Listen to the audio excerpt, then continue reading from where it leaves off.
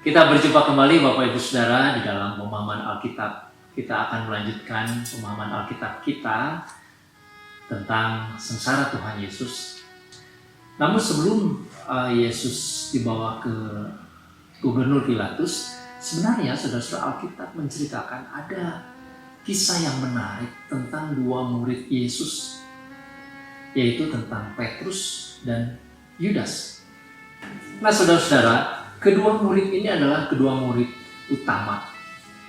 Kepada Petrus, Tuhan Yesus pernah memberikan pesan bahwa melalui pimpinan Petruslah nanti akan hadir jemaat Tuhan.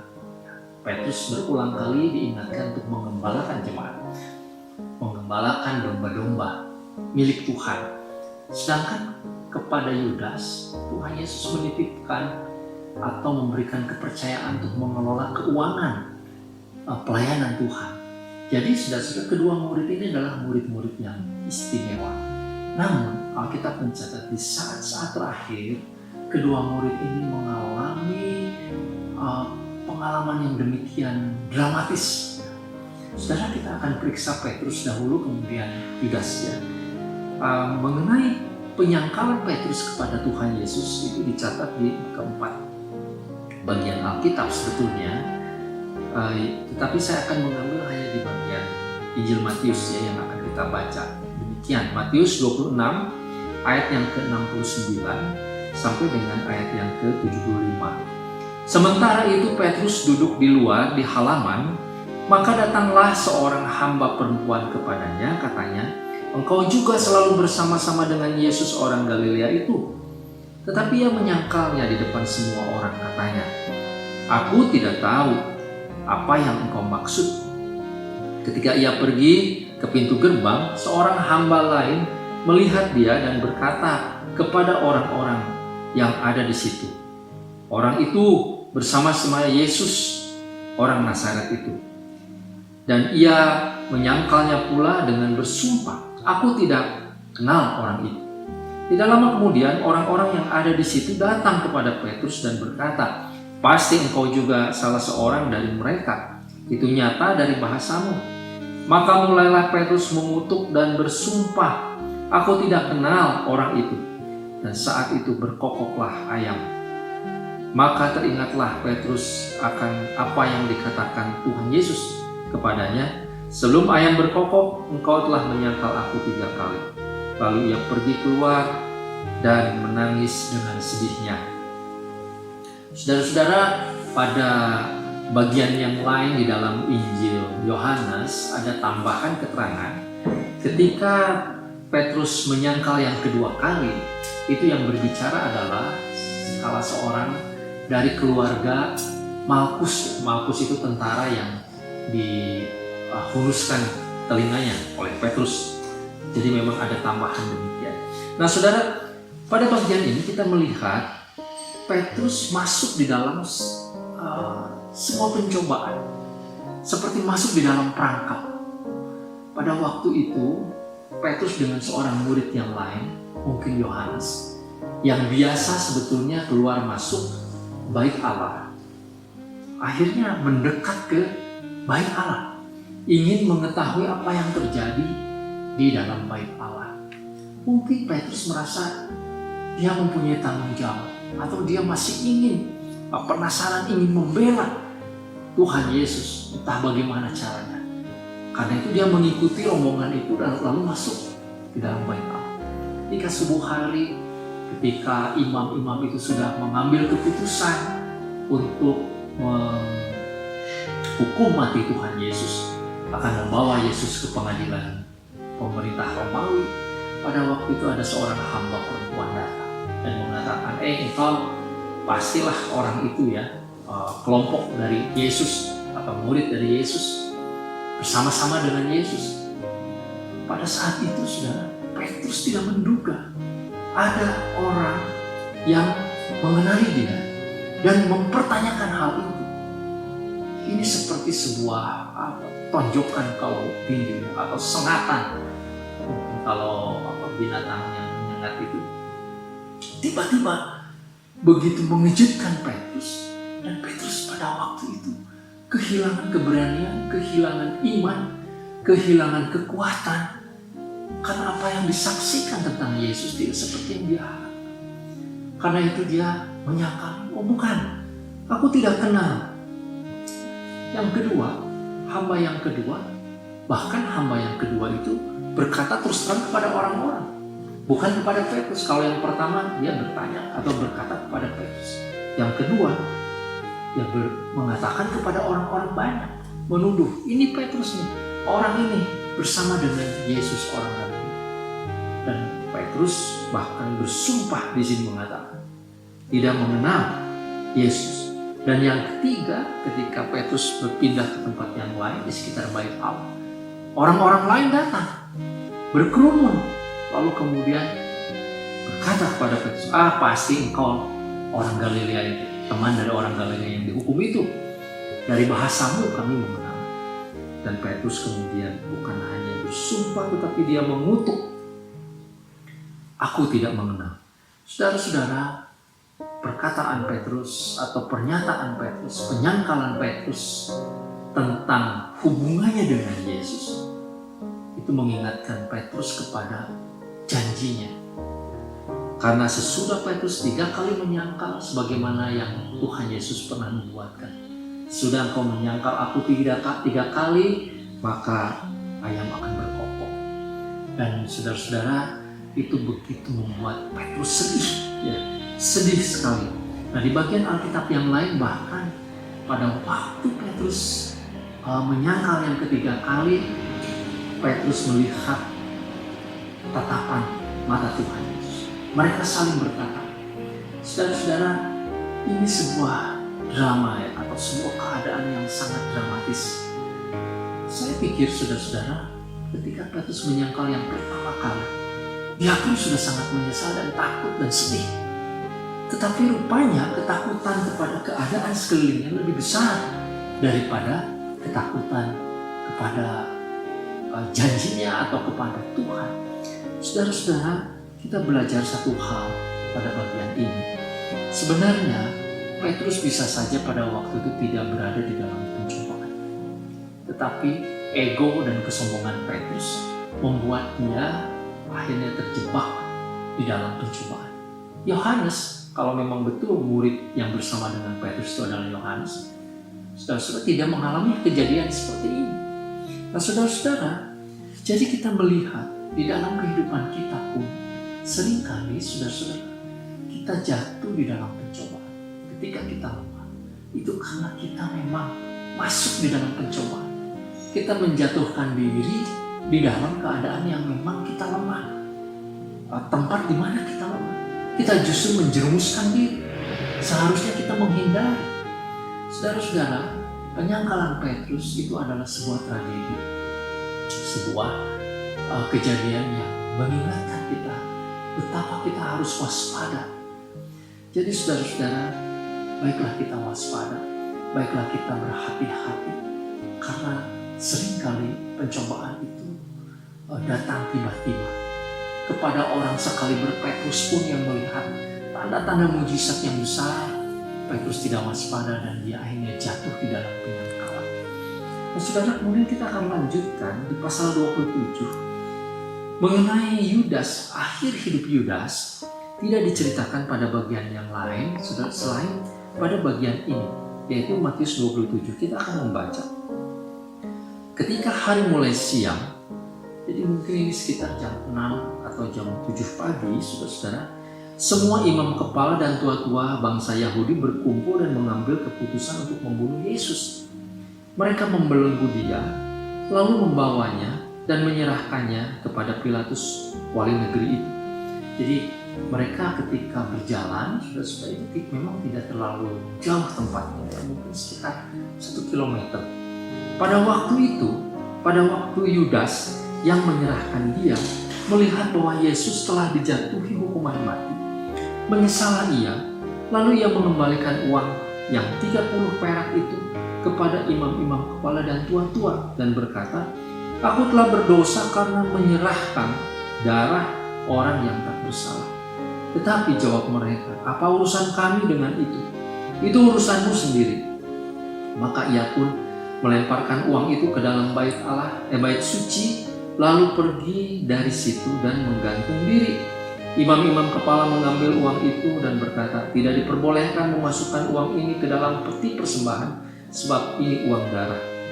Sesudah berunding, mereka membeli dengan uang itu tanah yang disebut tanah tukang periuk untuk dijadikan tempat pekuburan orang asing. Itulah sebabnya tanah itu sampai pada hari ini disebut tanah darah. Dengan demikian genaplah firman yang disampaikan oleh Nabi Yeremia. Mereka menerima 30 uang perak, yaitu harga yang ditetapkan untuk seorang menurut penilaian yang berlaku di antara orang Israel. Dan mereka memberikan uang itu untuk tanah periuk, seperti yang dipesankan Tuhan kepadaku. Saudara-saudara, sesudah Yudas berkhianat mencium Yesus, lalu kemudian Yesus ditangkap, lalu dibawa ke bait Allah, memang tidak diceritakan Yudas kemana. Mungkin Yudas pada waktu itu menyelinap, nunggu di belakang, karena masih ada urusan untuk mengambil uang, untuk meminta uang. Dan itulah yang akhirnya Yudas lakukan. Pada saat proses Yesus diadili di bait Allah, di kamar yang lain atau di ruangan yang lain, Yudas berjumpa dengan beberapa imam-imam dan menerima uang itu. 30 uang keping perak dengan dia terima dengan tangan yang gemetar barangkali. Uang yang sangat besar, dan dia kemudian bercita-cita mungkin akan melanjutkan revolusi untuk berjuang melawan Romawi, atau dia akan menjadi orang kaya, atau dia akan pergi ke luar negeri, entah apa yang dia lakukan dengan uang itu. Tetapi saudara-saudara, meskipun tidak dicatat, lalu kita bisa mengetahui ternyata Yudas tidak kemana-mana. Hatinya begitu gelisah. Pengkhianatan yang dia lakukan membuat dia merasa bersalah. Dan itu adalah jam-jam yang sangat panjang. Waktu yang sangat panjang. Barangkali kita bisa membayangkan Yudas pada waktu keluar masuk bait Allah. Dia ingin keluar tapi dia penasaran. Dia ingin melihat juga apa yang terjadi dengan Yesus. Dan dia mendengar dari orang-orang bagaimana Yesus kemudian diadili, diolok-olok, bagaimana Yesus kemudian diperlakukan dengan sangat hina oleh orang-orang di bait Allah itu, dihujat. Dan itu membuat Yudas menjadi merasa bersalah. Dan perasaan bersalah itu demikian besar sampai dia menunggu siang atau menunggu hari, matahari terbit. Semakin dia besar perasaan bersalahnya, perasaan tidak menentunya, sampai akhirnya dia mungkin mencoba bertanya kepada orang-orang apa yang akan terjadi, putusan apa yang akan dilakukan oleh imam-imam. Mungkin dia pada waktu berharap imam-imam tidak menemukan kesalahan Yesus, lalu Yesus dibebaskan. Uang dia terima, Yesus selamat. Mungkin itu yang dia harapkan. Tetapi menjelang pagi atau menjelang siang, matahari sudah terbit, dia bertanya kepada orang-orang apa yang terjadi dengan Yesus. Dan Yudas mendengar bahwa Yesus akan dibawa, diadili. Oh, dia tahu, saudara, berarti Yesus sudah divonis oleh para imam itu hukuman mati. Karena itu Yesus dibawa, diadili di Gubernur Pilatus, di pengadilan negara. Jadi sudah makin takutlah Yudas. Yang dia bayangkan adalah Yesus yang mengasihi dia, yang berulang kali menemukan keberdosaan dia, tetapi Yesus tidak pernah menghukum dia.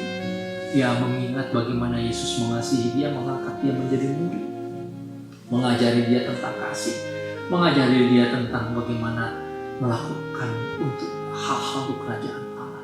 Itu dia terkenal. Barangkali itu yang terjadi, saudara-saudara, sehingga kemudian dia sudah tidak tahan lagi. Lalu ketika dia menatap Yesus dibawa ke pengadilan agama, ke pengadilan negeri pada waktu itu, Yudas akhirnya memutuskan untuk datang kepada imam. Apa yang akan dia lakukan? Saudara-saudara, barangkali dia akan menebus kesalahannya. Dia pikir kalau saya kembalikan uang, maka selesailah masalah saya. Karena itu akhirnya dia berjumpa dengan imam-imam. Dia mengatakan pada imam-imam, aku sudah berdosa. Saudara-saudara, setiap orang Israel yang melakukan dosa memang datang kepada imam, lalu kemudian meminta untuk imam itu melakukan pengorbanan, korban binatang, menebus dosa. Dan itulah yang dilakukan oleh Yudas juga. Dia datang kepada imam, bukan hanya datang mengaku dia bersalah, tetapi dia menyerahkan uang. Dengan uang ini aku mengkhianat guruku dan sekarang aku kembalikan. Saudara-saudara, dia berharap imam-imam itu akan datang lalu mungkin memegang kepalanya, berdoa kepada Tuhan, meminta ampun. Tetapi saudara, apa yang dikatakan imam-imam itu? Oh, yang berbuat kamu, yang berkhianat kamu, apalagi urusan dengan aku. Saudara, imam-imam itu tentu terkejut dengan kedatangan Yudas, apalagi dengan keputusan Yudas. Tetapi imam-imam itu tahu apa yang sudah terjadi tidak bisa dikembalikan. Karena itu mereka tidak mau menerima uang haram itu. Dia kemudian menolak, mereka menolak uang itu. Lalu Yudas kemudian membandingkan uang itu di bait Allah. Dia pergi. Setelah dalam kepergian Yudas, entah kemana, barangkali dia berlari meninggalkan bait Allah di pagi hari itu. Dalam keadaan yang putus asa, rasa bersalah dan membayangkan kematian Yesus. Akhirnya dia melihat ada sebuah pohon ara yang tinggi. Dia naik ke situ, lalu kemudian dia menggantung diri. Kita tidak tahu bagaimana Yudas menggantung diri, apa dia mengambil dahan, dia mencepitkan dahan di lehernya, atau apakah dia mengambil tali, mungkin tali kasut dan lain sebagainya. Tetapi akhirnya Yudas menjadi orang pertama dari murid-murid Tuhan Yesus yang mati. Saudara-saudara, berita ini menjadi berita besar di kalangan imam, dan uang yang 30 keping perak itu akhirnya cukup dibelikan sebuah tanah tempat kuburan. Biasanya saudara-saudara, orang-orang para imam itu bertanggung jawab atas kematian orang-orang kafir, ya. Dan mereka kalau yang mati di tanah Israel harus dikubur dan tidak ada kuburannya. Karena itu mereka membeli tanah kuburan ini, tanah darah ini yang disebut hakal dama itu, atau tanah tukang priuk itu, saudara-saudara, untuk menjadi tanah kuburan orang-orang asing. Dan ini seperti yang dinubuatkan oleh Nabi Yeremia. Saudara-saudara, kita melihat rentetan peristiwa yang begitu dramatis, tetapi juga sesuai dengan nubuatan perjanjian lama, nubuatan para nabi. Sangat ajaib. Tapi yang ingin kita perhatikan di sini adalah keputusan Yudas. Saudara-saudara, Yudas berkhianat dengan pengkhianatan yang demikian keji, mencium gurunya dengan ciuman yang seharusnya adalah ciuman penuh kasih, tetapi ini ciuman pengkhianat.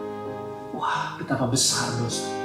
Saudara-saudara yang pernah dikhianati, saudara-saudara yang pernah mengalami perasaan dikhianati, tentu saudara tahu perasaan sakit yang mungkin jauh lebih menyakitkan daripada saudara dipukul, saudara dimarahi, saudara dirugikan, mungkin saudara ditipu. Barangkali saudara kita akan merasakan pengkhianatan itu jauh lebih menyakitkan.